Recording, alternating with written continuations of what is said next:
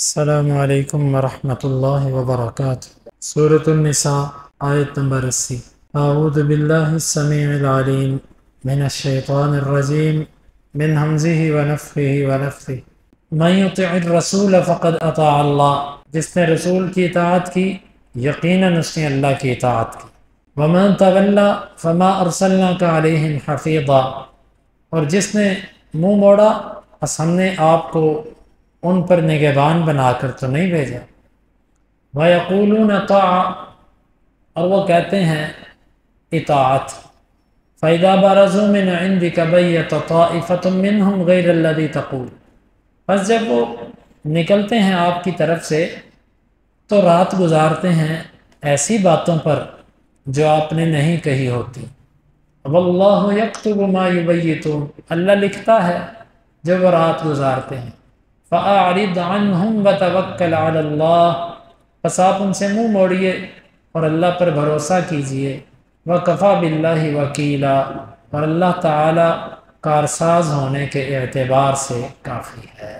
جس نے رسول کی اطاعت کی اس نے اللہ کی اطاعت کی، کیونکہ اللہ کی اطاعت اس کے رسول کی اطاعت ایک ہی ہے۔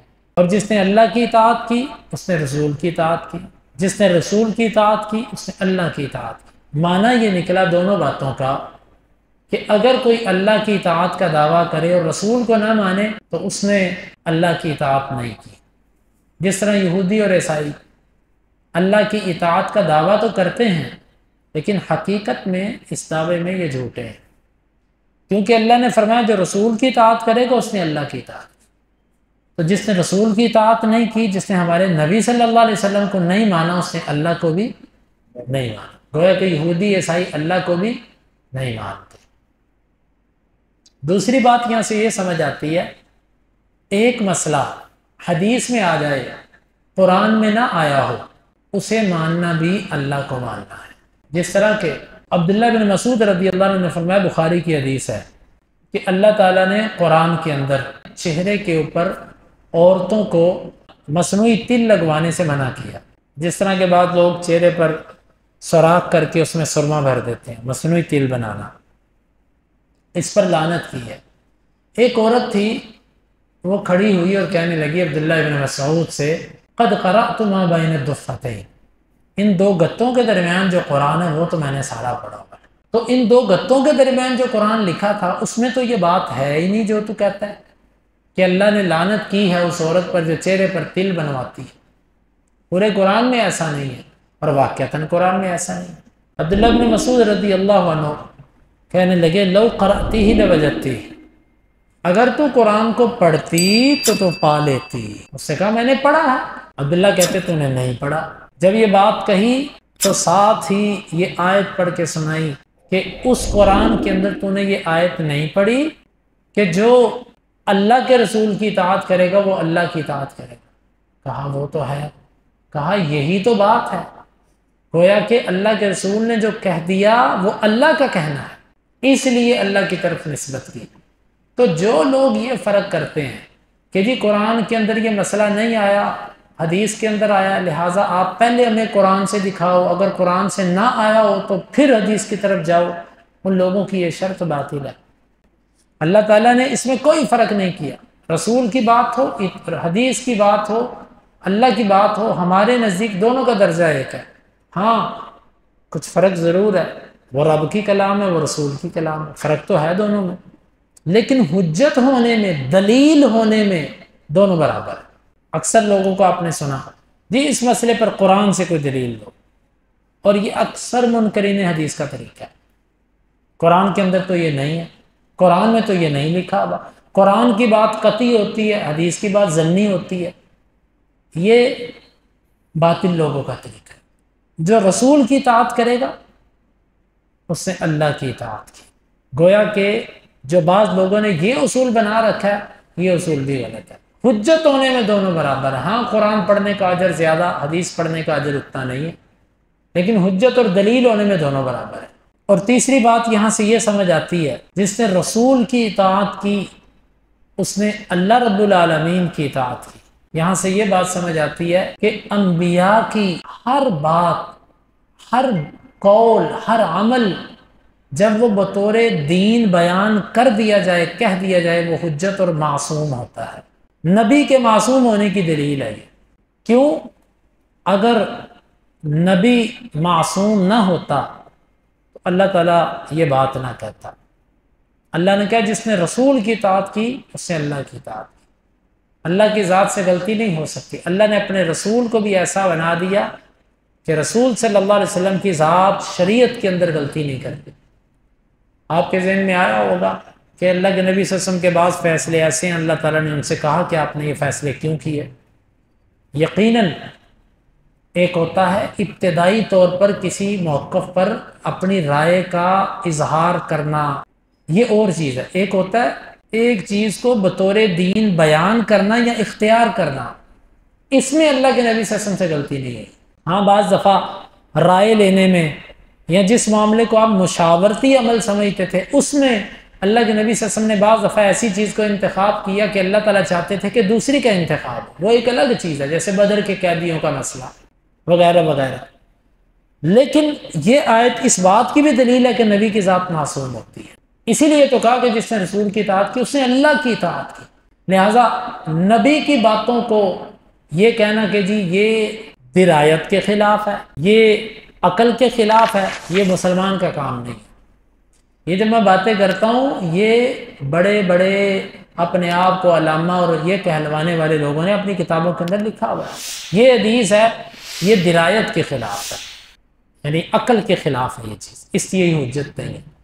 اللہ تعالیٰ نے رسول کا ذکر پہلے کیا، اور اسی طرح یہ آیت مبارکہ اللہ کے نبی صلی اللہ علیہ وسلم کے مقام اور مرتبے کی بھی دلیل ہے کہ اللہ نے اطاعت کے اندر پہلے اپنے نبی کا ذکر کیا پھر اپنا ذکر کیا۔ جس سے رسول کی اطاعت کی اس نے اللہ کی اطاعت کی۔ یہ آپ کے مقام اور مرتبے کی طرف سے اشارہ ہے، ایسا اور کسی کے لیے نہیں۔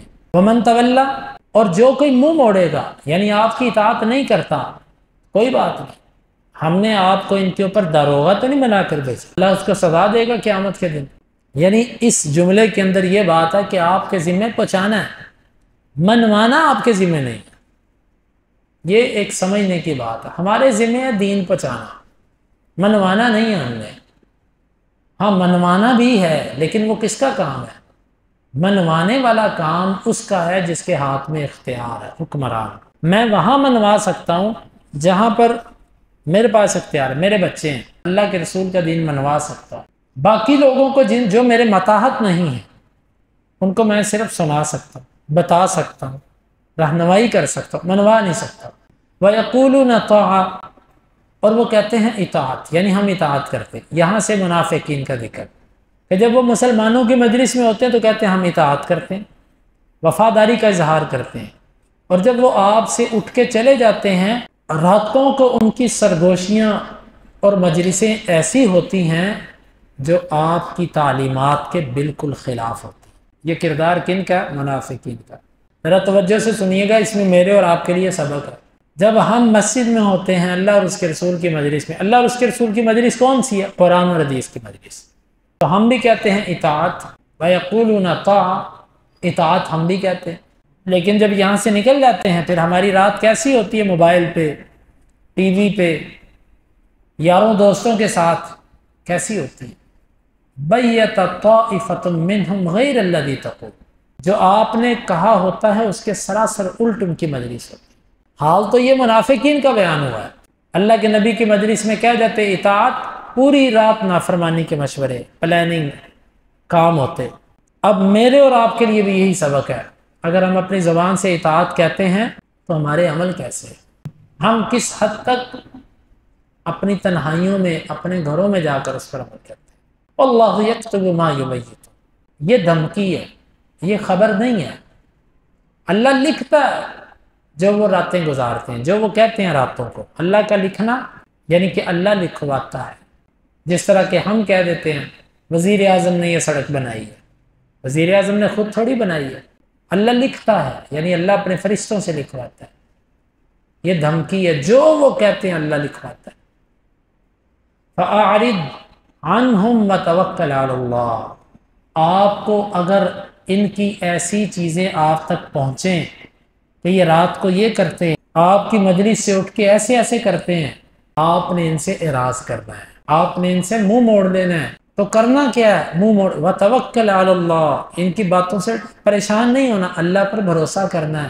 وکفیٰ باللہ وکیلا، اور اللہ کارساز ہونے کے اعتبار سے جس کا اللہ وکیل بن جائے اس کو کافی ہوگی وکالت، اس کو اور کسی وکیل کی ضرورت نہیں ہے، کیونکہ اللہ اس کا وکیل بن گیا۔